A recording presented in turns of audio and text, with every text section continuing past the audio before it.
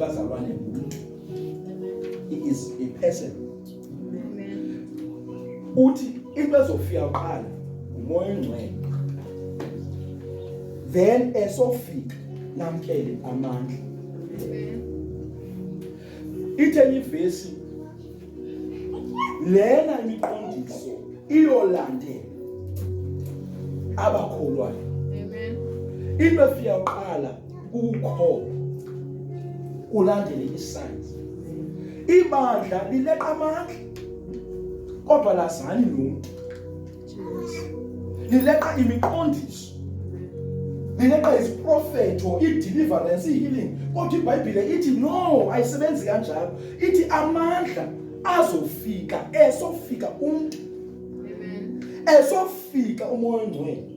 Umjonge emahlweni, umazi ivoice yakhe, uhambe naye. Ithi i-result yalo intimacy will be power. Amen. Usokwazana noYesu. Umamkele ukholo kunguThixo. Uthi i-result yalo relationship will be that you will lay hands on the sick baphile. Uzosela ipoison ungafi. Kodwa uthi ayiqali apha. Iqala uhlangane nomuntu owafayo engqondweni. Ngoba ungamandla sizothi ukhona ngoba siyesalile ecaweni. Sizothi ukhona ngenxa siyesahaze. Kanti xa ngumuntu ungokuphila. That's why kuthiwa ubudlelwane nomoya ongcwele. Ngumuntu ofuna ukuphila ubomi bakho nawe. Uthi don't lie to the Holy Spirit. Bathi babulawo Ananias noSafira ngoba baxokile bathi nathi imali esinayo kanti bayaxoka kwathi uxoka ngamntwana omoya ongcwele, which means umoya ongcwele ngumuntu. Amen. So uza uPaul enothando uthi nje nibona banisindisiwe. Uthi nisokholwa andithi anikholwa nina umoya ongcwele. Bathi oh man of God asimas agqobe ndimthanda bebabhildu uyabaza abantu bayathanda ukuphika. Uthi okay kodwa ndanibona banabhaptizwa. Nibaptizwe phi kanti? Uzamavezela banomoya ongcwele uza ngohlobo uza ngebaptism. Amen. You are baptized into the Holy Spirit the same way obaptizwa ngayo xa ufaka emanzini. Ngekuyilibale lo muntu ithi tongues. Ngoba uthanga isign and kuthiwa zizolandela. Kodwa umuntu ofika uqala. Awuzuma ngento elandelayo uthi ukhona. Jesus. Uthi you shall receive power when he comes. Awuzuleqa ipower umshiye yena. I-question yami ithi before ufuna uprofeta obudibene naye na.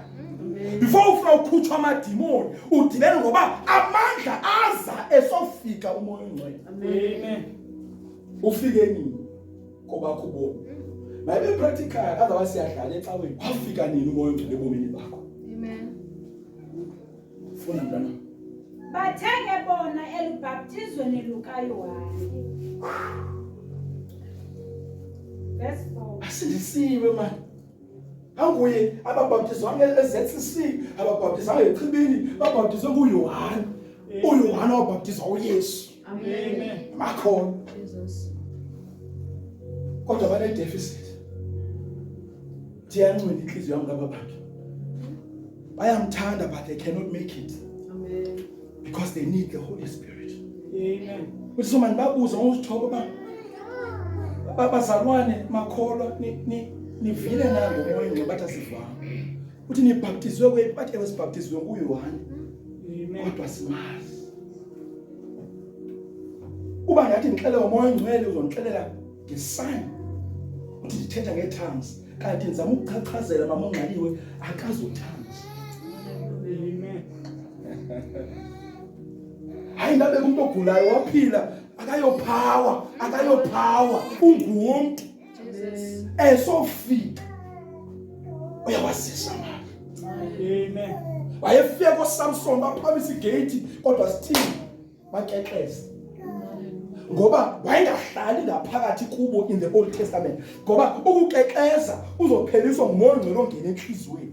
Amen. So babene power Samson balale neprostitute bazalwane ngoba wayefika ahlale ngaphezulu babethe i-enemies sabo bazibulale abasuka umoya ongcwele umuntu ashewe umuntu uphaqa njengathi sizecaweni umoya ongcwele uthrive kwi-atmosphere of unity.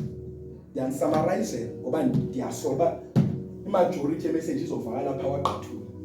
Amen. If nibabantu abangekho united akakwazi ba afike.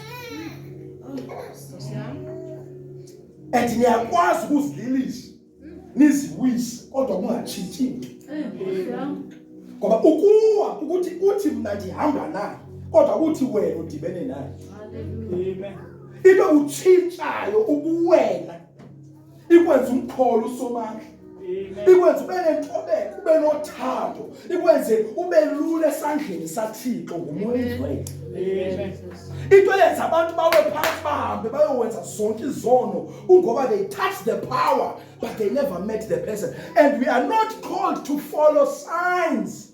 Kuthiwa ezi signs zilandela thina, akusithi esilandela sona.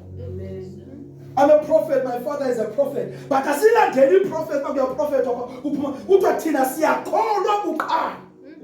Then ukholo lwethu lulande imiqondiso. Abantu abaninzi balandela imiqondiso bangatshintshi tu bayezogwena prophet. Jesus. Ibandla lilandela ipower. Kodwa akangafike yena.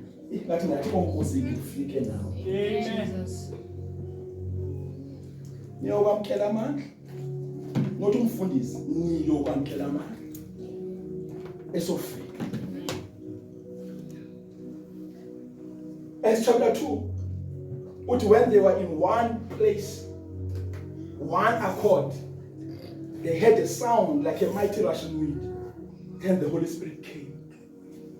If umuntu ongayithandiyo i-unity libala baptism of the Holy Spirit. Amen. Iphinde futhi. Umuntu ongathandiyo uba ngidishumayela nje ulindi ba uzoqhaya kanjani uthulu phandle libala ngokuphile nomoya. Jesus. The first thing uma uyazi ngaye ungumuntu we-unity, don't need scriptures. Umuntu ongathandiyo ba abazalwane bahlale in peace konwakhe usolo ukhangela indlela umoya oyingcwele ngewudibani.